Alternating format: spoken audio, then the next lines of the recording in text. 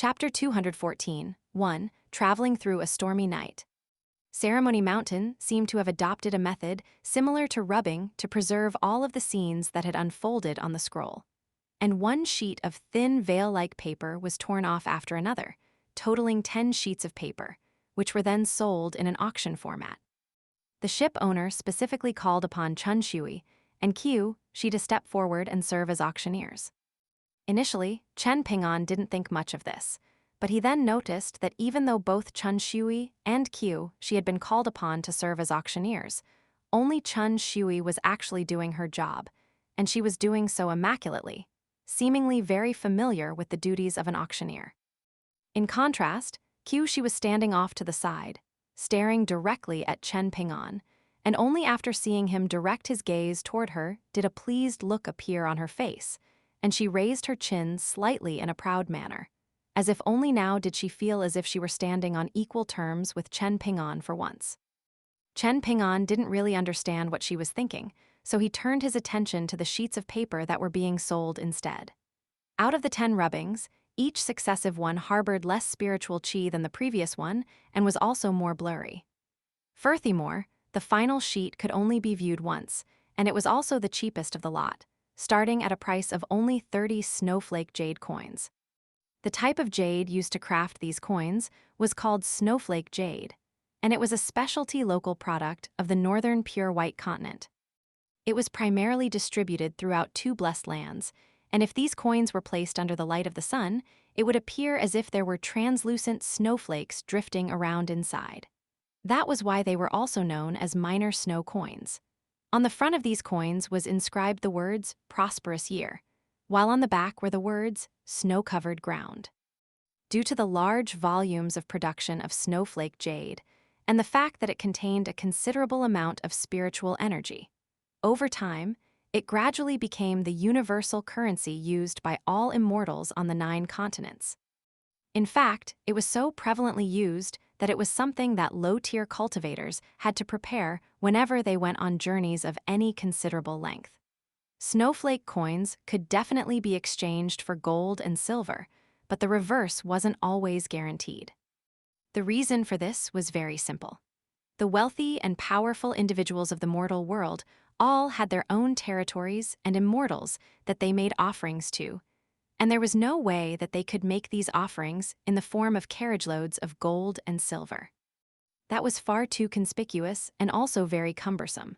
In contrast, offering a box of snowflake coins was a far better alternative, and if some special attention were paid to the construction and material of the box, then that would be even better. Chen Ping'an gritted his teeth to steel himself before purchasing the final one of the 10 pages for 30 minor snow coins. Due to the fact that it was the final one, the ship owner handed it over to Chen Ping'an in person. Qiu Shi wasn't as mature and reliable as her sister, Chun Shui, and she didn't have much fear or respect for the ship owner, constantly chirping and prancing around him like a little warbler on a branch. Thankfully, the ship owner had watched the 2 girls grow up their entire lives, and Qiu Shi had superior aptitude to Chun Shui with hopes of reaching the middle 5 tier someday, so the ship owner had a great deal of patience for her. Essentially, he was seeing her as a long-term investment. For someone like him, who made a living catering to cultivators, he had to look at the big picture and set his sights far into the future. Not only did he have to keep tabs on what was directly in front of him, he had to think many years down the line as well. After all of the sheets of paper were sold, the ship owner played a prank on Qiu Shi, picking up a fire pear from the fruit platter on the table next to the sandalwood chairs and handing it to her, following which he promptly departed. Chen Ping'an was rather perplexed to see this, but his puzzled gaze was met with a vicious glare from Qiu Shi. As it turned out, this fire pear was her commission for assisting in the sale of the sheets of paper. However, after glaring at Chen Ping'an, a smug smile appeared on Qiu Shi's face, and she flaunted her fire pear to Chun Shi by waving it in front of her. Following the conclusion of the showdown between Wind Lightning Field and Sun Scorch Mountain, Chen Ping'an parted ways with Zhang Shan, then returned to the Heaven Grade Room C with Chun Shui and Qiu Shi. However, not long after the 2 parted ways, they met again. As the Kun ship slowly descended upon the ferry station in southern Stream Nation, Chen Ping'an and Zhang Shan chose to disembark from the Kun ship together. There, Chen Ping'an waved farewell to the pair of maidservants, and that spelled the end of their time together. The ferry station in Southern Stream Nation was constructed on a large lake on the border that Southern Stream Nation shared with ancient Elm Nation. In contrast with the ferry station on Parasol Tree Mountain in the Dragon Spring Prefecture, this one was far larger, with 5 Kun ships able to dock there at the same time. Parting ways with Chun Shui and Qiu, she hadn't exactly been an emotional affair for Chen Ping'an. During the time that he had spent on the Kun ship, he had shamelessly asked Ceremony Mountain for many fruits and snacks, and the 2 maidservants had been direct beneficiaries of this. At some point, the people of Ceremony Mountain began to speculate that Chen Ping'an had to be some short-sighted hillbilly who had never seen the outside world, and was keen on taking advantage of all of the free stuff that he could get his hands on. Even if Chen Ping'an had known about this, he wouldn't have been bothered, but Qiu she was quite unhappy on his behalf, and in the end, Chun Shui was the one going to the Kun ship's kitchen to request fruits and snacks. As he disembarked from the Kun ship, Chen Ping'an was carrying a bunch of fruit peels and cores with him. Due to the fact that there weren't many people disembarking from the ship at Southern Stream Nation, Chen Ping'an and Zhang Shan quickly ran into one another, and they decided to travel together. Near the railing of the ship, Qiu she harumphed coldly, "Look at how heartless he is, big sister. He wasn't sad at all as he left the ship. I bet he's already thinking about all the women and vices of the mortal world." An exasperated look appeared on Chun Shui's face as she sighed. Young Master Chen wasn't even interested in Apricot Blossom Tavern. What makes you think he'd be interested in brothels? We've both seen countless men who have appeared esteemed and well-mannered on the surface, only to completely succumb to the allure of Apricot Blossom Tavern. The women in the tavern who go out of their way to suck up to them are no inferior to goddesses and celestial maidens in the eyes of mortal men, and after having a few drinks, all of those men immediately show their true colors. If only all men were like young Master Chen. That's only because Chen Ping'an is still young, Qiu she retorted, seemingly completely unconvinced. Once he grows up, he'll be just as bad as all of those other men. Perhaps next time he travels on our Kun ship, he'll start trying to sweet-talk us and lure us into bed with him. Chun Shui's eyes narrowed slightly as she glanced at the embroidered pouch hanging from Qiu she's waist as she asked, "Do you really think that?" All of a sudden, Qiu she turned around, pretending to not be able to see Chen Ping'an's gesture of farewell.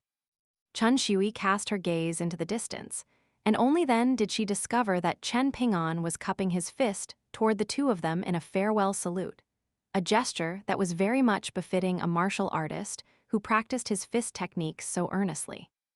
Chun Shui hurriedly raised an arm to wave farewell in response.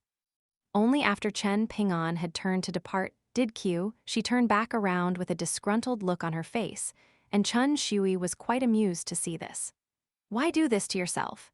He's already so far away, it's not like you're going to lose a pound of flesh if you just politely bid farewell to him."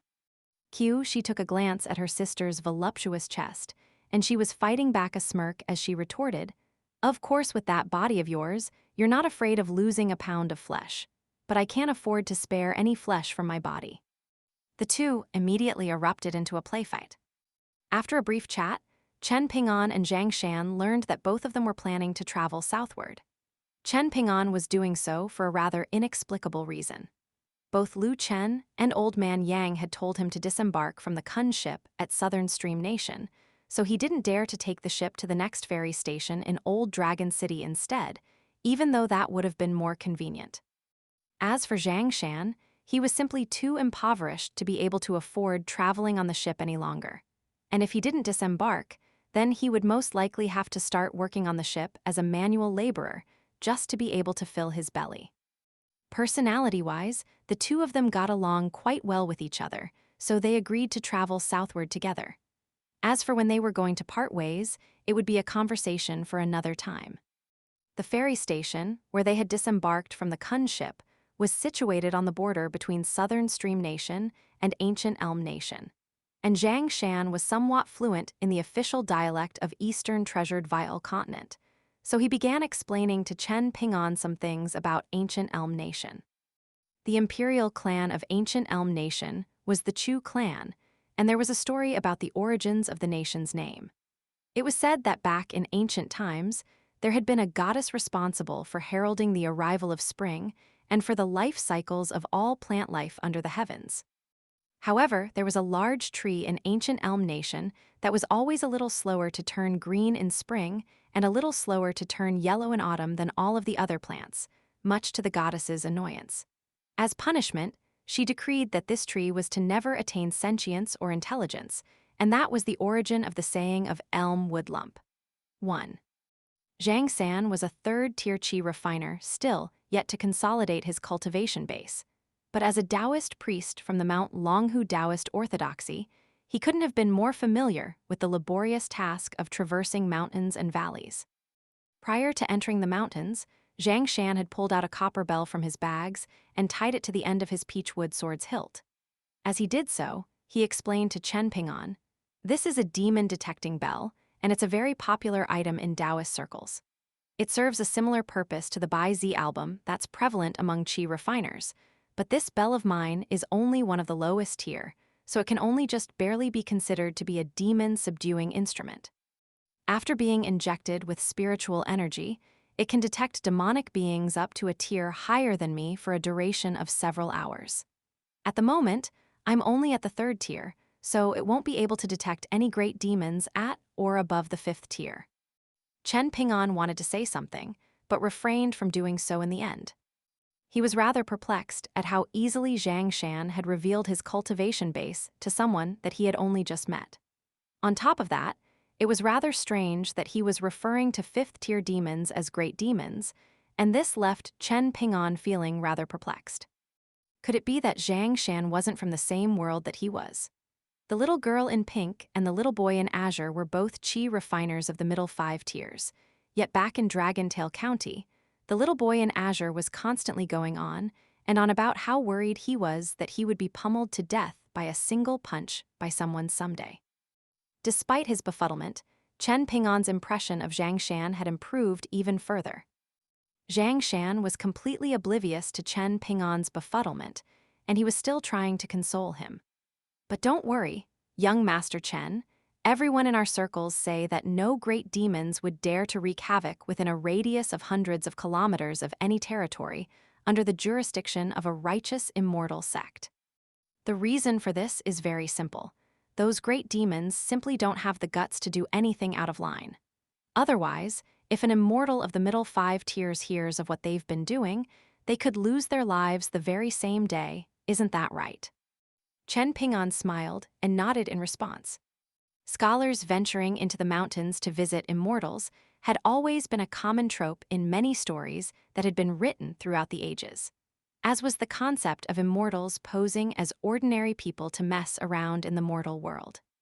The mortal and immortal worlds had always been closely interconnected. It was only after he had gotten onto the Kun ship did Chen Ping'an come to realize that places like the Dragon Spring Prefecture were extremely rare on the 3 continents, including Eastern Treasured Vile Continent. Many mortals would spend their entire lives without seeing a so-called immortal even once.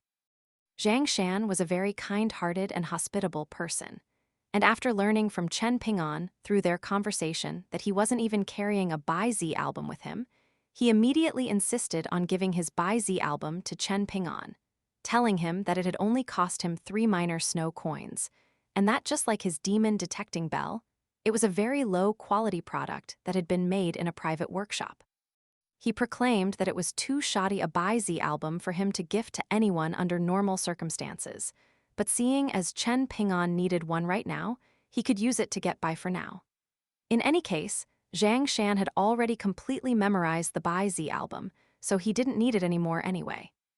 Chen Ping'an wasn't willing to accept the Bai Zi album free of charge, so he tucked a hand up his sleeve to conceal it before pulling 2 minor snow coins out of his pocket treasure, 15th, then offered them to Zhang Shan, who hesitated momentarily before only accepting 1 minor snow coin.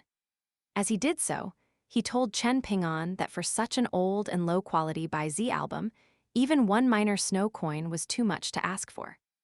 Back when Chen Ping'an encountered that female ghost in the red wedding dress, the blind Taoist priest had already given him a mountain scouring album that had been passed down from generations. And it was indeed countless times better than the Bai Zi album, but Chen Ping'an had given it to Lin Shaoyi. Chen Ping'an continued to scale the mountain while flipping through the pages of the Bai Zi album, and he was very intrigued by what he saw. In particular, there were some images of demons and spirits that hadn't been recorded in the mountain scouring album, and it felt quite rewarding accumulating this new knowledge.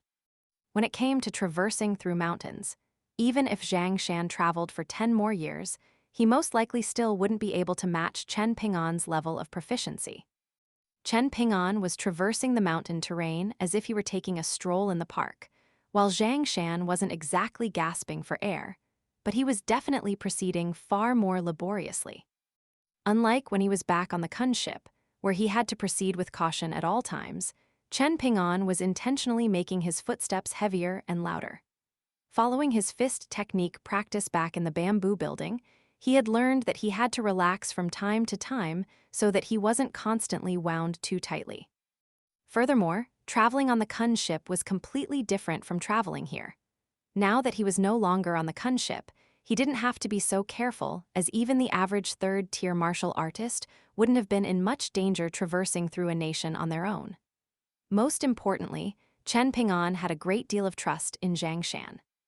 Even though they had only recently met, he felt like they were already old friends, and this was the same feeling that he had gotten back when he first saw Mr. Qi outside the school or Li Zisheng at the Li clan's manor.